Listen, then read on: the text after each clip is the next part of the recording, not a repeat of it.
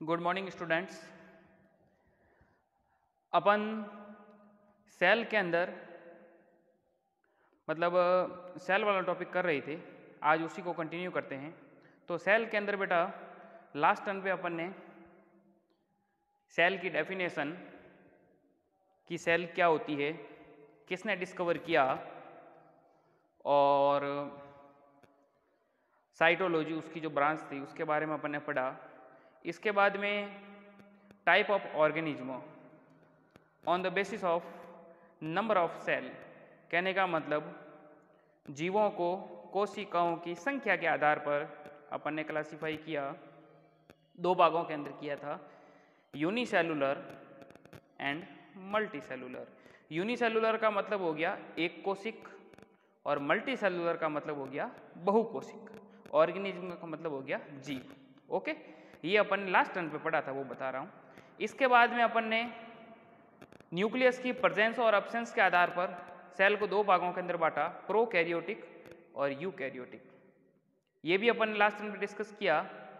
इसके बाद में कोशिका की संरचना, कोशिका की संरचना के बारे में भी अपन ने डिस्कस कर लिया है, ठीक है। और difference between plant cell and animal cell, पादप कोशिका और जंतु कोशिका के अंदर भी अपन ने अंतर ये भी सीख लिया। और फिर अपन ने किया था प्लांट सेल, प्लांट सेल का डायग्राम बनाया था पादप कोशिका। आज अपन उसी को कंटिन्यू करते हैं।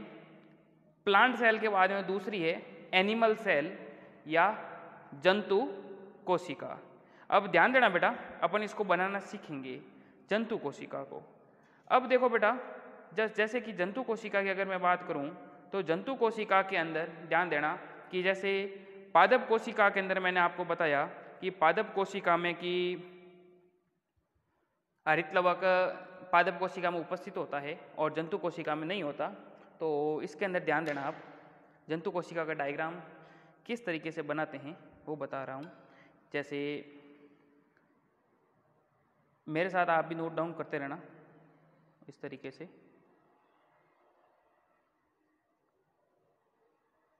साथ साथ में बनाना बेटा, बनाओगे तो सीखोगे। और जो फंडामेंटल यूनिट ऑफ लाइफ का जो टॉपिक था प्लांट सेल, प्लांट सेल और एनिमल सेल के अंदर अपने डिफरेंस को कर लिया था। आज उसी को कंटिन्यू कर रहा हूँ, एनिमल सेल। ओके,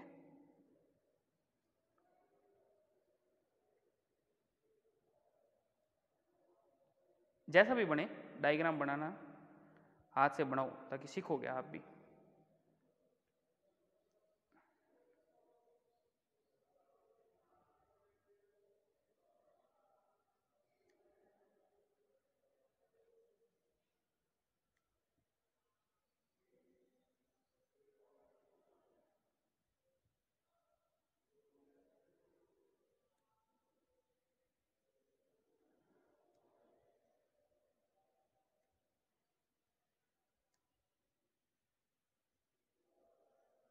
समझ रहे हो, इस तरीके से ध्यान देना। अब जैसे प्लांट सेल और एनिमल सेल के अंदर बात करें तो जैसे अब ये तो आउटर मेम्ब्रेन होगी, इसको कहेंगे, क्योंकि सेल वॉल तो होती नहीं है एनिमल सेल के अंदर। तो ये हो गई प्लाज्मा, प्लाज्मा मेम्ब्रेन या प्लाज्मा झिल्ली, प्लाज्मा। ओके, प्लाज्मा झिल्ली के बाद में ये जो इनर पार्ट होता है जिसको कहेंगे अपन न्यूक्लियस, याद रखना बेटा, यहाँ पर उपस्थित होता है। क्योंकि इनके अंदर न्यूक्लियस जो होता है जनरली केंद्र में होता है, मध्य में होता है। और न्यूक्लियस भी अगर मालूम हो तो दोहरी झिल्ली युक्त कोशिकाएं, ध्यान रखना। दोहरी झिल्ली का मतलब हो गया double membrane bound cell organelle होता है, ये हो गया न्यूक्लियस, केंद्र। ओके, इसके बाद में अगर बात करें तो इनके अंदर सेल ऑर्गेनेली के रूप में जो है ये जो संरचना होती है इसको कहेंगे लाइसोसोम। लाइसोसोम हिंदी में भी लिख लो, लाइसोसोम।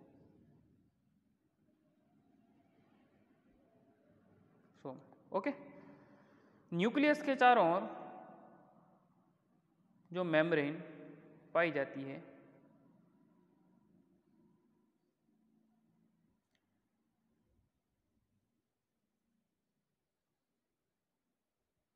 ध्यान देना, इसको अपन कहेंगे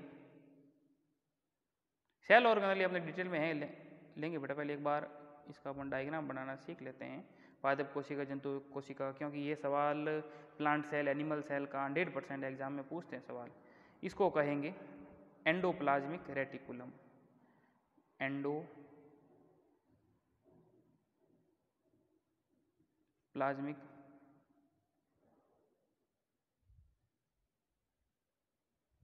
ओके, एंडोप्लाज्मिक रेटिकुलम हो गया।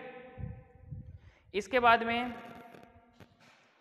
अपन इसी को कंटिन्यू करते हैं। अब एंडोप्लाज्मिक रेटिकुलम भी ध्यान रखना बेटा, दो प्रकार की होती है। जब वो सेल ऑर्गेनेली जब डिटेल में करवाऊंगा उस टाइम बताऊंगा आपको। एंडोप्लाज्मिक रेटिकुलम दो प्रकार की जो है, एक तो है खुरदरी और एक होती है चिकनी अंतर्द्रवी जालिका। अब यहां पर चूंकि ध्यान रखना, अगर अंतर्द्रवी जालिका के ऊपर इस प्रकार की कर्णनुमा संरचना पाई जाती है, इस प्रकार की, तो इसको तो कहेंगे रफ। रफ का मतलब हो गया खुरदरी। खुरदरी अंत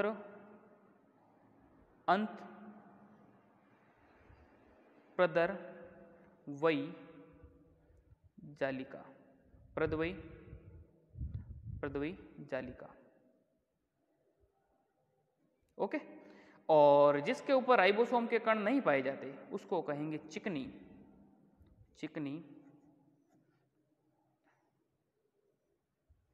अंत प्रदवयी जालिका। ओके, ये तो हो गई चिकनी और ये हो गया खुरदरी। अब ध्यान देना बेटा, इसी को अब जैसे एनिमल सेल की चूंकि अपन बात कर रहे हैं, तो एनिमल सेल के अंदर यहां पर जो कोशिकांग पाए जाते हैं इनको कहेंगे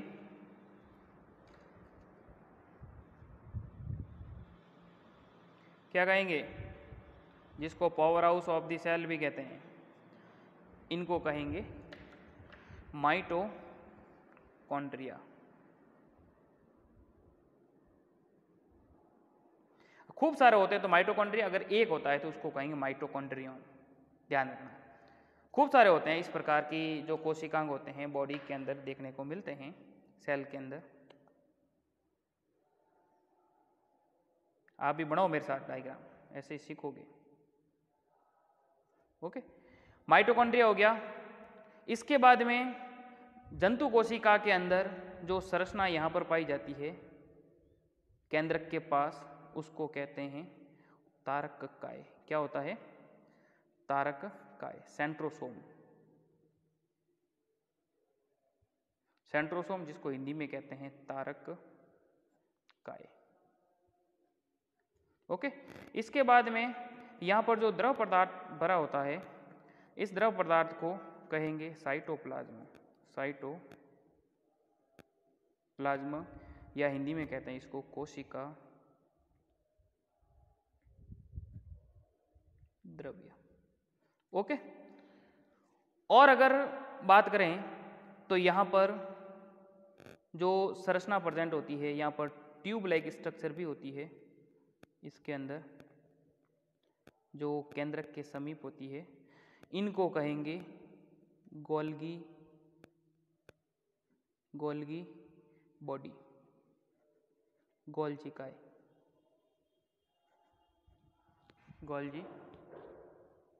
गोल्जिकाय हो गया। इसके बाद में गोल्जिकाय केंद्रक के अंदर जो संरचना होती है उसको याद रखना, अपन कहते हैं न्यूक्लियोलस, केंद्रिक, NUCLEOLUS, केंद्रिक। ओके। इसके अलावा जो छोटे छोटे जो कण पाए जाते हैं उनको कहेंगे राइबोसोम।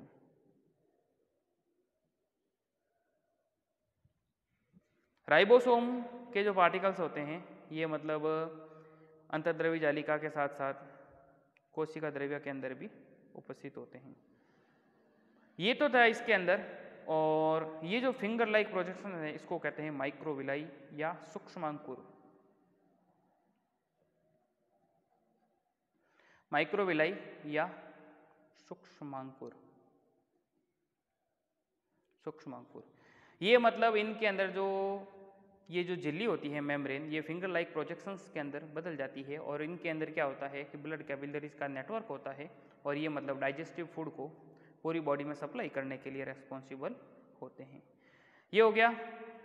इसके अलावा इनके अंदर जैसे राइबोसोम हो गया, सेंट्रोसोम हो गया, lysosome, Golgi body, endoplasmic reticulum हो गया, माइटोकॉन्ड्रिया हो गया। अब जैसे हरितलवक वगैरह इसके अंदर होते हैं नहीं, और माइटोकॉन्ड्रिया है जो मतलब श्वसन से संबंधित होता है, और राइबोसोम जो प्रोटीन सिंथेसिस से है, और जो सेंटर पार्ट होता है जिसको न्यूक्लियस कहते हैं, ये संरचना इसके अंदर देखने को मिलती है। तो ये एक जनरल डायग्राम था एनिमल सेल का, एनिमल सेल, एनिमल सेल या जंतु कोशिका। ओके, ये नोट डाउन कर लेना, नहीं तो इसका स्क्रीनशॉट ले लो, ताकि अगर मान लीजिए कोई टॉपिक अगर आपको समझ में नहीं आया है तो वापस अगर वीडियो को पॉज करके देखें। ओके, नोट डाउन कर लो। ये हो गया। इसके बाद में अगर कोई भी अगर रह रहा है तो वो बता दूंगा मैं आपको। इसके बाद में अपन ने जैसे पादप कोशिका और जंतु कोशिका अपन ने कर लिया। अब अपन इसी को कंटिन्यू करते हैं। ध्यान देना बेटा, एनिमल सेल होगी। अब जैसे हाँ, ये प्लांट सेल मैंने बता दिया था। अब ध्यान देना बेटा, अब इनके अंदर जो कोशिकांग उपस्थित होते हैं, कोशिकांग या जिसको सेल ऑर्गेनेली भी कहते हैं, सेंटर पार्ट जो मैंने आपको न्यूक्लियस बताया था, न्यूक्लियस की खोज का श्रेय याद रखना बेटा किसने किया था? रॉबर्ट ब्राउन ने 1831 के अंदर। नोट डाउन कर लो मेरे साथ। रॉबर्ट ब्राउन ने की थी, कब की थी? 1831 के अंदर। इसके अलावा जीव द्रव्य, अब ध्यान रखना बेटा, देखो जीव द्रव्य क्या होते हैं, जीव द्रव्य के बारे में बताना चाहूँगा। जीव द्रव्य जो है इसके अंदर, जैसे मान लीजिए ये जैसे ये सेल है, अब सेल के अंदर जो फ्लूइड पाया जाता है, इस फ्लूइड को तो अपन ने कहा साइटोप्लाज्म, और न्यूक्लियस के अंदर जो फ्लूइड है ये भी नोट डाउन कर लो। न्यूक्लियस के अंदर जो फ्लूइड होता है उसको कहते हैं न्यूक्लियोप्लाज्म, या इसको हिंदी में कहते हैं केंद्रक, केंद्रक द्रव्य। ओके, केंद्रक द्रव्य और जो प्लाज्मा झिल्ली और केंद्रक के बीच में जो द्रव होता है उसको कहते हैं कोशिका द्रव्य। तो जीव द्रव्य जो शब्द यहां आ रहा है, ध्यान देना बेटा, जीव द्रव्य जो शब्द है वो जो है दो भागों से मिलके बनता है। कहने का मतलब कोशिका द्रव्य और केंद्रक द्रव्य, समझ रहे हो, जिसके अंदर साइटोप्लाज्म प्लस न्यूक्लियोप्लाज्म। कोशिका द्रव्य और केंद्रक द्रव्य का जो संयुक्त रूप है उसको अपन कहेंगे जीव द्रव्य। ओके, समझ रहे हो। और जीव द्रव्य जो शब्द है देखो अलग अलग लिखा है, जैसे अब 9th की NCERT आ गई है, उनके अंदर मतलब JE पुरोकंज लिखा हुआ है या फिर JE पुरकिंजे, एक ही बात है, कंफ्यूज नहीं होना है। JE पुरोकंज कह दो या JE पुरकिंजे कह दो, नोट डाउन कर लो इसको। फिर अगला टॉपिक अपन का आता है सेल थ्योरी। सेल थ्योरी या कोशिका सिद्धांत। अब कोशिका सिद्धांत को प्रतिपादित करने का जो श्रेय जाता है वो दो वैज्ञानिक थे, एक तो थे M. स्लीडन, दूसरे थे T. सुवान। कब दिया था? 1838 और 39 को। अब सेल थ्योरी है क्या उसके बारे में बताऊंगा मैं आपको। तो एम स्लीडन और टी स्वान ये नोट डाउन कर लो, दो वैज्ञानिक थे। ये पूछते हैं बेटा, एक एक नंबर के सवाल आते हैं, खोज किसने की और क्या टाइम पीरियड रहा, वो ध्यान रखना। तो सेल थ्योरी के अंदर क्या है कि सभी पौधे एवं जंतु कोशिकाओं से बने हुए होते हैं। क्या मतलब हो गया, इन्होंने क्या बताया कि सभी जो पादप होते हैं या जो जंतु होते हैं वो किसके बने हुए होते हैं, कोशिकाओं के। मैंने आपको पहले दिन ही जब आया था, जब सेल स्टार्ट किया था, उस टाइम बताया था कि जैसे अपन को अगर कोई मकान बनाना है, जिस प्रकार मकान बनाने के लिए क्या मतलब हुआ, मकान बनाने के लिए अपन क्या करते हैं, मकान बनाने के लिए जिस प्रकार अपने को जैसे छोटी छोटी मतलब अपन ईंटें हैं, ईंट है या पत्थर है, पत्थर से दीवार बनाते हैं, एक दीवार बनी, दो बनी, तीन बनी है, फर्श बना, उस तरीके से अपन जिस प्रकार मकान बनाते हैं, तो उसी प्रकार अपनी बॉडी का निर्माण भी किससे होता है, इन कोशिकाओं से ही होता है। तो इन्होंने क्या बताया कि सभी जो जीव जंतु है वो किसके बने हुए होते हैं, कोशिकाओं से मिलके बनते हैं। All plants and animals are made up of cell, किसके बने हुए होते हैं, कोशिकाओं से मिलके बनते हैं। अब इसी सिद्धांत को आगे बढ़ाने का श्रेय जाता है रूडोल्फ विर्चोव, जो वैज्ञानिक थे 1855 के अंदर। अब इन्होंने क्या बताया था, इन्होंने बताया कि सभी जो जीव जंतु जो है वो कोशिकाओं से, पेड़ पौधे जीव जंतु जो है कोशिकाओं से मिलके बनते हैं, और इसी सिद्धांत को आगे बढ़ाने का जो श्रेय जाता है वो जो वैज्ञानिक थे जिनका नाम था रूडोल्फ विर्चोव। अब इन्होंने क्या बताया था 1855 के अंदर, new cell arising from pre existing cell, कहने का मतलब नई कोशिकाओं का निर्माण पूर्ववर्ती कोशिकाओं से होता है। कैसे, देखो देखें, नई कोशिकाओं का निर्माण पूर्ववर्ती कोशिकाओं से होता है। कहने का मतलब जो नई कोशिका, जैसे मान लीजिए पुरानी सेल थी, ये जब डिवाइड करेगी तो 1 से 2 बनेगी, 2 से 4, समझ रहे हो क्या कह रहा हूं? कहने का मतलब अब ये जो नई सेल बनी ना, न्यू, इनका निर्माण पूर्ववर्ती कोशिकाओं से होता है, ओल्ड सेल, समझ रहे हो। नई कोशिकाएं जो बनती है वो पूर्ववर्ती कोशिकाओं से बनती है। ये जो बताने का श्रेय जाता है new cell arising from pre existing cell, मतलब नई कोशिकाओं का निर्माण है वो पूर्ववर्ती कोशिकाओं से होता है। ये किसने बताया था, रूडोल्फ विर्चोव ने। अब ध्यान देना बेटा, इसी को कंटिन्यू करते हैं। फिर 1932 के अंदर इलेक्ट्रॉन माइक्रोस्कोप के बारे में जानकारी हो गई। इलेक्ट्रॉन माइक्रोस्कोप की जो खोज का श्रेय है दो वैज्ञानिक थे, ये सवाल आ रखा है बेटा, ध्यान रखना कंपटीशन एग्जाम के अंदर। नाल एवं रस्का 1932 के अंदर इन्होंने इलेक्ट्रॉन माइक्रोस्कोप के बारे में बताया, और इलेक्ट्रॉन माइक्रोस्कोप की जैसे जैसे खोज होती रही त्यों त्यों सेल के बारे में और नई जानकारी अपन को प्राप्त होती रही। मतलब कहने का मतलब ये है कि 1932 के बाद सेल के बारे में और अपने को एडवांस जानकारी मिलनी शुरू हो गई। कहने का मतलब, और सेल के अंदर क्या क्या प्रेजेंट होता है, कौन कौन से पदार्थ उपस्थित होते हैं, उनके बारे में और जानकारी प्राप्त हो गई। अब ध्यान देना बेटा, कोशिकाओं की आकृति और आकार उनके विशिष्ट कार्यों के अनुरूप होते हैं। अब ऐसा नहीं है कि भाई एक जैसे हाथी है, एक चूहा है, तो कि चूहा के अंदर छोटी कोशिकाएं होगी और हाथी के अंदर बड़ी कोशिकाएं, ऐसा नहीं है। अब ध्यान रखना कि कोशिकाओं का जो साइज शेप है उनके कार्यों के अनुरूप होता है। कहने का मतलब कि जैसे अमीबा है यूनिसेलुलर ऑर्गेनिज्म, जैसे यूनिसेलुलर के अंदर अपन ने पढ़ा था, उसकी जो साइज शेप होती है वो इर्रेगुलर होती है। इर्रेगुलर के अंदर समझते हो आप, इरेगुलर का मतलब जैसे उसके अंदर चारों ओर जैसे सेल वॉल तो एब्सेंट होती है एनिमल के केस में, उसकी जो बॉडी है वो इरेगुलर होती है, मतलब अपना जो बॉडी है वो ये परिवर्तित कर सकता है उसके अकॉर्डिंग, समझ रहे हो, अनियमित। और नियमित की अगर बात करें तो जैसे नर्व सेल अगर जनरली अगर अपन बात करें ना, तो जैसे एक बड़ा सा पेड़ है, उस पेड़ को गिरा दो हैं, तो उस तरीके से मतलब ये नर्व सेल इस तरीके उसका जो शेप होता है, ये भी मतलब जब अपन आगे पढ़ेंगे तो उसके अंदर आपको बताऊंगा। इस तरीके से नर्व सेल का जो शेप है इस तरीके से बनी हुई होती है।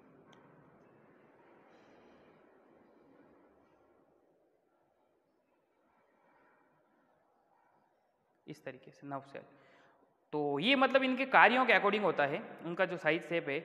इसके अलावा जो मल्टी सेलुलर ऑर्गेनिज्म है, जैसे मल्टी सेलुलर ऑर्गेनिज्म की बात करूं तो उनके अंदर आपको मालूम होगा कि उनके अंदर division of labour, division of labour का मतलब हो गया श्रम विभाजन, जिसे कहते हैं श्रम विभाजन। श्रम विभाजन का मतलब हो गया कार्य का बंटवारा देखने को मिलता है। अब कार्य का बंटवारा कैसे कि जैसे कौन सा बॉडी का कौन सा पार्ट है वो क्या काम करता है उसके लिए रेस्पॉन्सिबल है। जैसे ह्यूमन बींग के अंदर अपन बात करें, मनुष्य के अंदर तो जैसे हार्ट है, अब हार्ट का काम क्या है, ब्लड को पूरी बॉडी के अंदर पंप करना। ओके, समझ रहे हो, हार्ट को पूरी ब्लड को पूरी बॉडी के अंदर पंप करना। इसके अलावा जो है ध्यान देना, जैसे स्टमक है, आमाशय, आमाशय क्या करता है, भोजन के डाइजेशन के लिए रेस्पॉन्सिबल होता है, भोजन का पाचन। समझ रहे हो, भोजन का पाचन। ओके, इसके अलावा और भी है, जैसे बॉडी के मसल्स है, मसल्स का काम क्या है, गति के लिए रेस्पॉन्सिबल होते हैं। अलग अलग बॉडी के अंदर अलग अलग जो पार्ट है उनका सबका अलग अलग काम होता है मल्टी सेलुलर ऑर्गेनिज्म के अंदर। उसी प्रकार इन्होंने बताया कि जो यूनिसेलुलर ऑर्गेनिज्म होते हैं, यूनिसेलुलर ऑर्गेनिज्म के अंदर भी डिवीजन ऑफ लेबर देखने को मिलता है। डिवीजन ऑफ लेबर का मतलब होता है यूनिसेलुलर के अंदर बेटा ध्यान रखना कोशिका ही एक है, समझ रहे हो। अब एक सेल है तो एक सेल के अंदर डिवीजन ऑफ लेबर कैसे मिलेगा कि जैसे उनके अंदर जो सेल ऑर्गेनली प्रेजेंट होते हैं। अब सेल ऑर्गेनली जैसे यूनिसेलुलर है, अगर यूकैरियोटिक कोशिका है तो उनके अंदर cell organelle like mitochondria, mitochondria का काम क्या है, रेस्पिरेशन से संबंधित है ना, जिसको power house of the cell भी कहते हैं।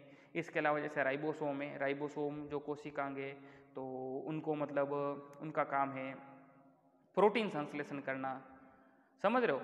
इसके अलावा जैसे न्यूक्लियर मेम्ब्रेन वगैरह है तो वो ट्रांसपोर्टेशन के अंदर हेल्प करती है। प्लाज्मा मेम्ब्रेन है, बाह्य वातावरण और सेल को जो आंतरिक वातावरण उनसे सेपरेट करने के लिए रेस्पॉन्सिबल, तो उनका भी एक हर एक का अपना एक पर्टिकुलर फंक्शन होता है। इसके बाद में अगर अपन बात करें कि आगे वाला टॉपिक जो है, तो ये तो था बेटा सेल थ्योरी और इसका जो जनरल डिस्क्रिप्शन था उसके अंदर अपन ने पढ़ा। फिर अगला टॉपिक अपना आता है जो सेल है, कोशिका किससे बनी हुई होती है और कोशिका का संरचनात्मक संगठन क्या है।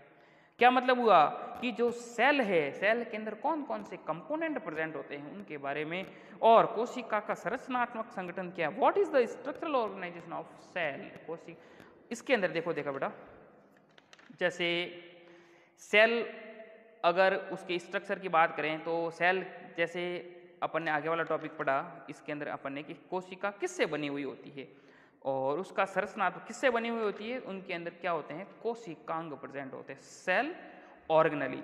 अब ध्यान रखना बेटा, सेल ऑर्गेनली भी 3 प्रकार के होते हैं, मैंने आपको पहले भी बताए थे। एक तो होता आउटर कवरिंग जो होती है, जैसे ये देखो आउटर कवरिंग जो होती है इनको अपन कहेंगे प्लाज्मा मेम्ब्रेन।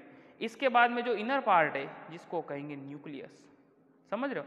इन दोनों के बीच में जो फ्लूइड होता है उसको कहेंगे साइटोप्लाज्म। ध्यान रखना बेटा, ये जनरल स्ट्रक्चर सेल का स्ट्रक्चर तो अब आना चाहिए, जैसे 9th 10th 11th 12th में पढ़ोगे और डिटेल के अंदर अपन लेंगे, तो जो जनरल स्ट्रक्चर है वो सेल का अपन को आना जरूरी है। इसके बाद में फर्स्ट अपन स्टार्ट करते हैं प्लाज्मा मेम्ब्रेन। प्लाज्मा मेम्ब्रेन या इसको हिंदी में कहते हैं कोशिका झिल्ली या प्लाज्मा कला, एक ही बात है, कंफ्यूज होने की बात नहीं है आपको। तो प्लाज्मा मेम्ब्रेन या सेल मेम्ब्रेन एक ही बात है।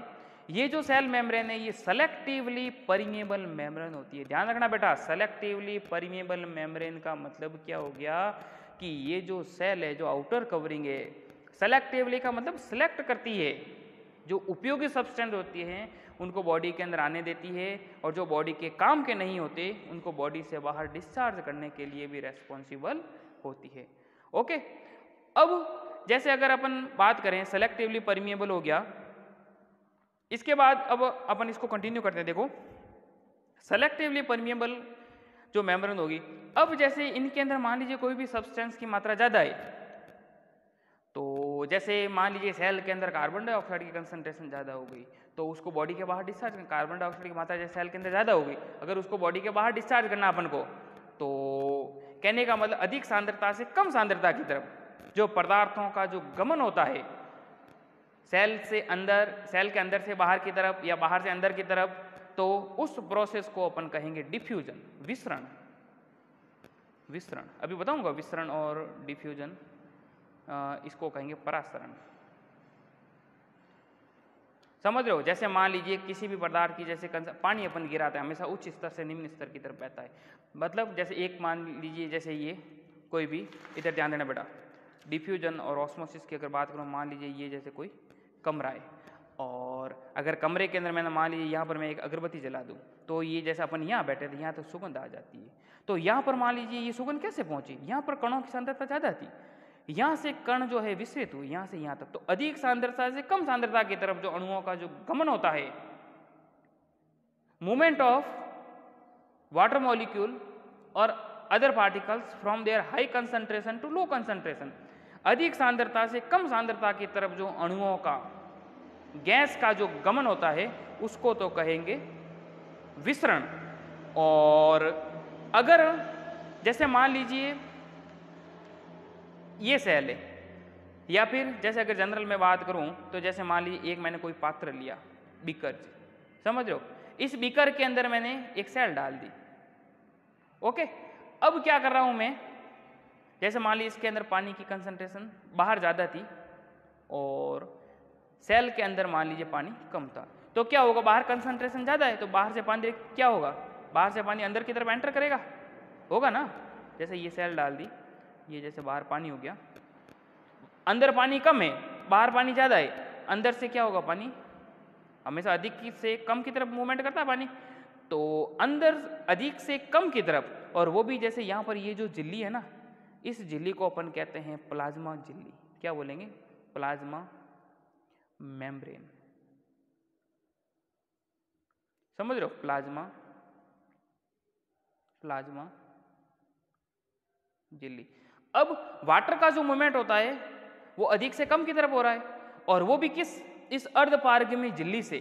प्लाज्मा झिल्ली क्या है? एक प्रकार की अर्धपारगम्य झिल्ली। अर्धपारगम्य झिल्ली कह दो या सेलेक्टिवली परमिएबल मेम्ब्रेन कह दो, चयनात्मक झिल्ली कह दो। चयनात्मक का मतलब ये झिल्ली क्या कर रही है, चयन कर रही है, उपयोगी सब्सटेंस को बॉडी के अंदर ले रही है। तो क्या इसका मीनिंग क्या हो गया कि transportation of water molecule from their high concentration to low concentration with the help of semi permeable membrane is known as osmosis. ध्यान रखना बेटा, इसके अंदर तो अर्धपारगम्य झिल्ली नहीं आएगी।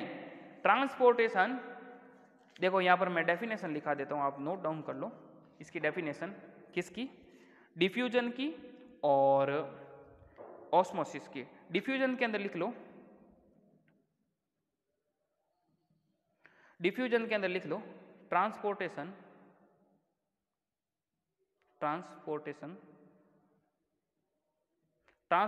Of water molecule from their high concentration to low concentration. Okay, मतलब अधिक सांद्रता से कम सांद्रता की तरफ जल के अणुओं का गमन जो हो रहा है तो उसको कहेंगे विसरण। अब यहां पर वाटर मॉलिक्यूल भी हो सकते हैं, गैस के पार्टिकल भी हो सकते हैं, ध्यान रखना, वाटर मॉलिक्यूल या फिर जो गैस पार्टिकल। ये तो हो गया डिफ्यूजन, या इसको हिंदी में कहते हैं विसरण। और एक आती है ऑस्मोसिस। ऑस्मोसिस के अंदर, ऑस्मोसिस का जनरल मीनिंग क्या हो गया, ध्यान देना, transportation of water molecule from their high concentration to low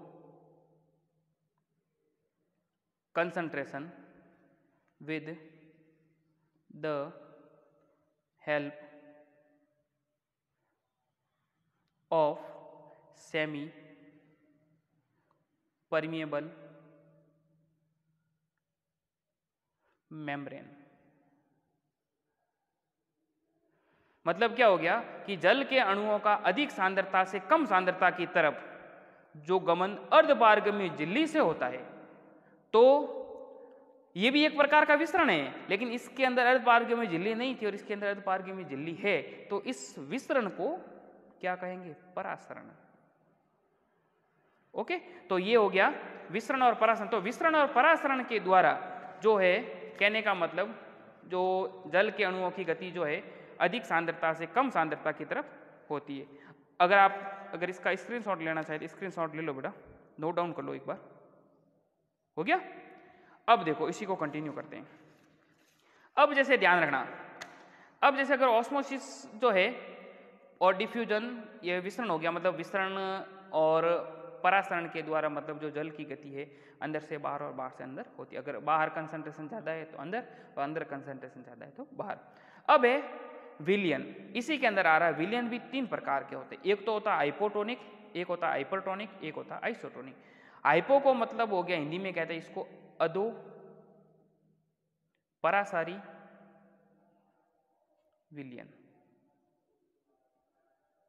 ध्यान देना बेटा, अधो परासारी विलयन, इसको कहते हैं हाइपर। हाइपर को कहते हैं अति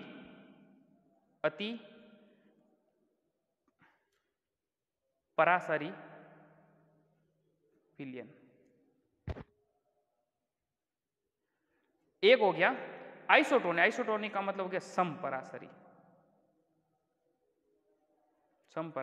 विलयन।